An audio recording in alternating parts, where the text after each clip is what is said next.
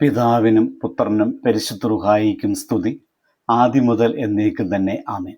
ഇന്ന് നവംബർ 19 ബുധനാഴ്ച. പുറപ്പാട് പുസ്തകം 4-ാം അധ്യായം 12-ാമത്തെ വാക്യം.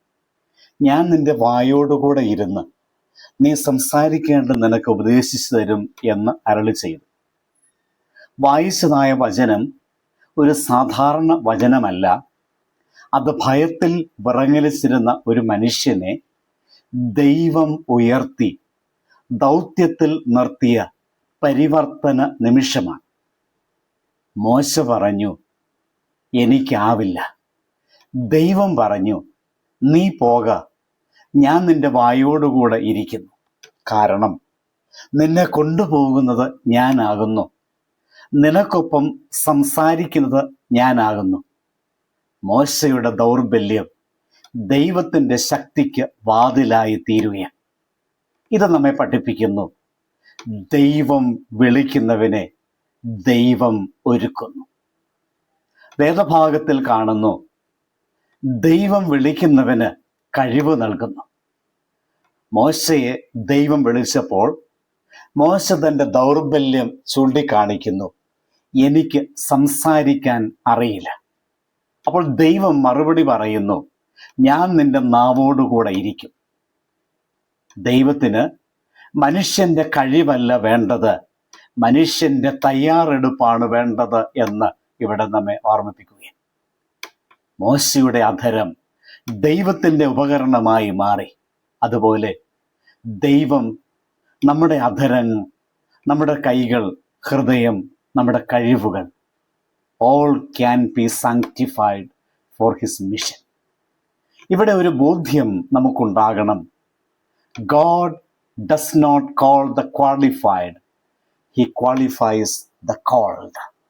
ദൈവം കഴിവുള്ളവരെ വിളിക്കുന്നതിനേക്കാൾ ഉപരി വിളിക്കപ്പെട്ടവരെ കഴിവുള്ളവരാക്കി മാറ്റുകയാണ്. ദൈവദൗത്യത്തിനുള്ള ശക്തി അത് മനുഷ്യന് അതീതമാണ്. നമ്മുടെ ദൗർബല്യം ദൈവത്തിൻ്റെ ശക്തിക്ക് വാതിൽ തുറക്കുകയാണ്. ദൈവം വിളിക്കുന്നത് മനുഷ്യൻ്റെ ആത്മവിശ്വാസത്തിനുപരി ദൈവത്തിൻ്റെ സാന്നിധ്യത്തിലേക്കാണ്.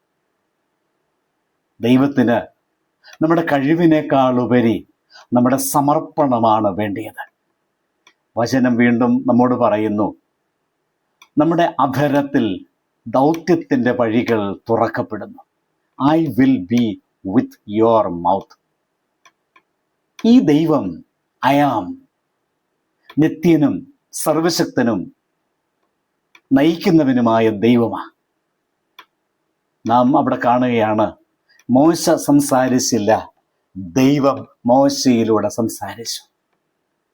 ഈ സത്യമാണ് ഇന്ന് നാം ഓർക്കേണ്ടത്. ദൗത്യം അത് ദൈവത്തിൻ്റെതാ.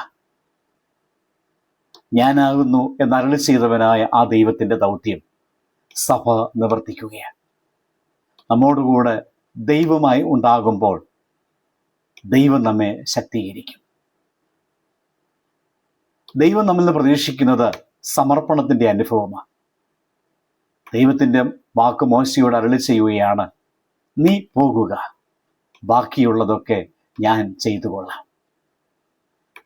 ദൈവം നമ്മോട് ചോദിക്കുകയാണ്, ഞാൻ നിന്നോട് കൂടെയുണ്ട്, നീ എനിക്ക് വേണ്ടി പോവുകയില്ലേ എന്ന് ചോദിക്കുമ്പോൾ നമുക്ക് ദൈവത്തോട് പറയാൻ സാധിക്കണം, ദൈവമേ, അവിടുത്തെ ആജ്ഞയ്ക്ക് അനുസരിച്ചുകൊണ്ട്, ആ ദൗത്യത്തിനനുസരിച്ചുകൊണ്ട് ഞാനിതാ യാത്രയാകുന്നു എന്ന് പറയാൻ സാധിക്കണം. അവിടെ നമ്മോടുകൂടെ ദൈവത്തിൻ്റെ ശക്തിയുണ്ട്. നമ്മുടെ ഭയങ്ങൾ, അയോഗ്യത, തളർച്ച, ഇരുട്ടുകൾ ഇവയെല്ലാം മാറ്റി ദൈവം നമ്മെ പ്രകാശപൂരിതമാക്കി തീർക്കും. ദൈവത്തിൻ്റെ ദൗത്യത്തിന് വേണ്ടി നമുക്കൊരുങ്ങാം.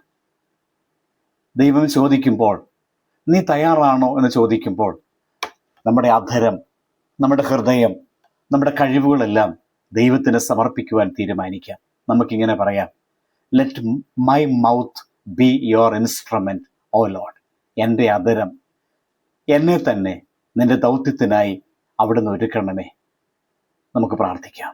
കരുണയുള്ള കർത്താവേ, ഞങ്ങളുടെ ദൗർബല്യങ്ങളിൽ ഞങ്ങളെ മറികടന്ന് ഞാൻ നിന്നോടുകൂടെ ഇരിക്കുന്നു എന്ന് വാഗ്ദാനം ചെയ്യുന്ന നിന്റെ നാമത്തെ ഞങ്ങൾ വാഴ്ത്തുന്നു.